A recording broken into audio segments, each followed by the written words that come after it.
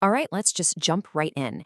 In this explainer, we're going to tackle something that is honestly one of the absolute most stressful things anyone can ever go through: how to stop a foreclosure auction and actually keep people in their homes. It feels completely overwhelming, right? But, when we look at the data from prevention specialists, the folks who've been deep in the trenches since the 2008 crisis, a really clear and surprisingly effective roadmap actually emerges. So today, we're going to break down exactly how that roadmap works.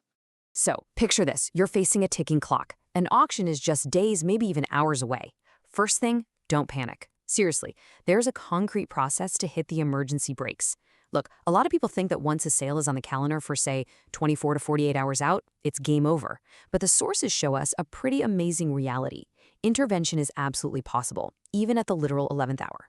Okay, here is our roadmap for today. We're taking a triage to recovery approach. We'll start with the foreclosure emergency, then look at hitting the emergency brakes, exploring long-term solutions, diving into the loan modification math, and finally, looking at alternative paths. Right into part one, the foreclosure emergency. When that notice first gets taped to the door, total paralysis is a completely natural reaction, but overcoming that freeze is step one. And get this, it's honestly incredible, but specialized intervention can literally halt a sale with just 24 hours notice. Look at this quote from Michael T. out in Los Angeles. He says, "They stopped my foreclosure sale with just 24 hours notice. These people actually know what they are doing." This right here highlights a reality that so many distressed borrowers completely miss. You are not out of options just because the clock is almost at zero. Which brings us to section two, hitting the emergency brakes. How do we actually stop the bleeding here? Spoiler alert, it's not magic, it's just a procedural filing. The playbook usually follows these four steps. First, a free consultation to assess the damage. Second, the actual emergency action to halt the auction. Third, building out a massive modification package. And finally, step four, negotiating and closing new terms with the bank. Let's talk about that emergency auction postponement. It's essentially filing the exact right paperwork with the lender to just halt a scheduled sale. It's tactical triage. It removes that immediate threat so you can actually take a breath and think clearly. Now, to be clear, it doesn't magically forgive your debt or solve the root problem. What it does is stop the house from being sold out from under you. It buys you the single most valuable asset in a foreclosure: time.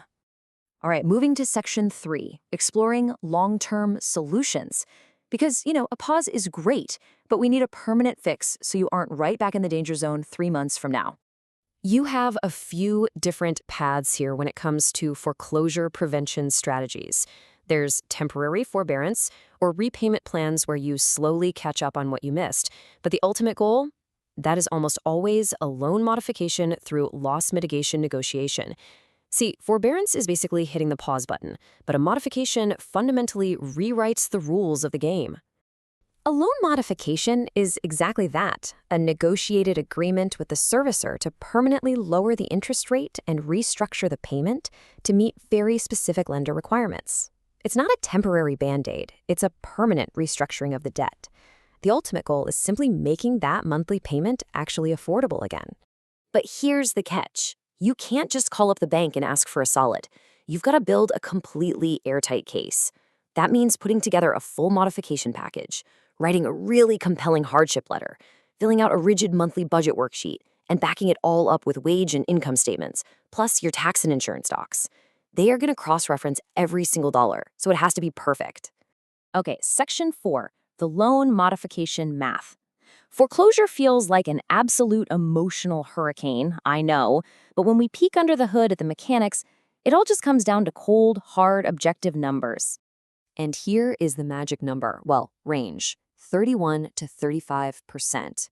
This is literally the most critical metric in the whole process. Lenders want to see a front-end debt-to-income, or DTI, target right in this sweet spot. If your proposed new payment doesn't land inside this tiny window, your modification is almost certainly going to be denied.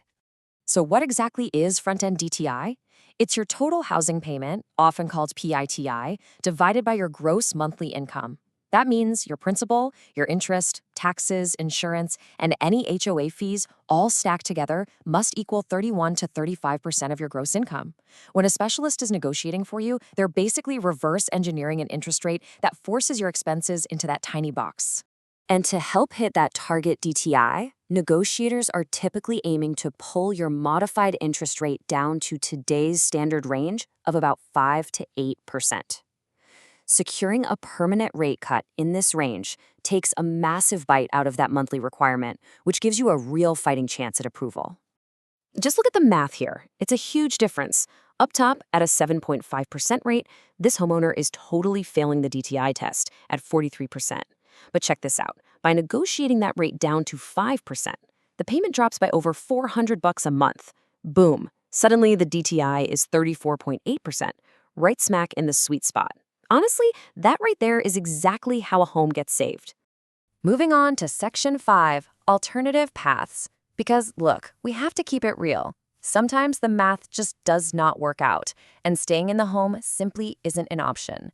If keeping the home fails that strict DTI test, selling with a plan is a really dignified alternative that keeps a foreclosure off your record.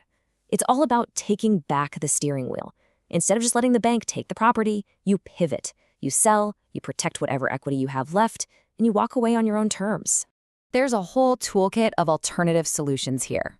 Specialists work with real estate agents on short sales, where the bank actually agrees to take less than what you owe. Or they might use creative financing or tap into private investor resources for a super fast closing. The point is, there are very real strategies designed to protect you even when a standard loan modification falls through. The biggest takeaway from all of this, you cannot let the fear paralyze you. The right decision starts with understanding your options clearly before that paralysis sets in. There are pros who do this every single day. Whether your path is a loan modification, hitting pause on an auction, or a strategic sale, the absolute worst thing you can do is just ignore the warning letters and do nothing. So I'm going to leave you with this. Now that you know these emergency brakes actually exist, what is the very first step you will take today to regain control of your home? I highly, highly encourage you to pull out your paperwork, review your own numbers, and explore your options right now. Use the formulas we talked about, calculate your DTI, and take that step toward reclaiming your peace of mind. Thanks so much for joining me for this explainer, and I will catch you next time.